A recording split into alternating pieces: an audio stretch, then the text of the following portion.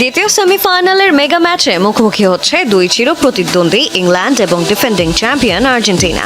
আর এই মহারণ শুরুর আগেই মাঠের বাইরের পারদ আকাশচুম্বী করে দিয়েছেন সাবেক ইংলিশ তারকা জো কোল। জনপ্রিয় Netflix show the rest is football পডকাস্টে এসে তিনি করলেন এক বিতর্কিত মন্তব্য। তার দাবি, লিওনেল মেসিকে ঘুম পাড়িয়ে দেবে থ্রিলার্সরা। মেসি প্রথমবারের মতো ইংল্যান্ডের বিপক্ষে লড়তে যাচ্ছে। তাকে হারানোর এক অভিনব কৌশল জানা গেছে। আমাদের তাকে ঘুম পাড়িয়ে দিতে হবে, আমরা ওকে ঘুম পাড়াতে যাচ্ছি। হ্যাঁ, শতভাগ নিশ্চিত।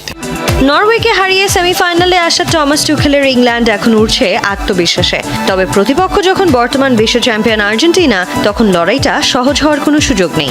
যদিও জো কোল মনে করছেন ইংল্যান্ডের আক্রমণ ভাগের গতি লিওনেল স্কালোনির রক্ষণ ভাগকে তছনছ করে দেবে।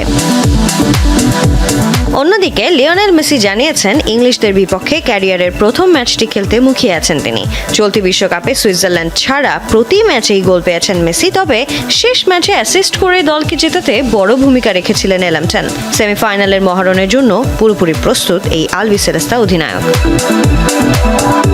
এদিকে দীর্ঘ 21 বছর পর বিশ্বকাপের মঞ্চে আবারও দেখা হচ্ছে এই দুই পরাশক্তির। এর আগে 1962, 1966, 1986, 1998 এবং সবশেষ 2005 সালে মুখোমুখি হয়েছিল দুই দল। 2005 সালের সেই স্মৃতিতে জিতেছিল ইংল্যান্ড।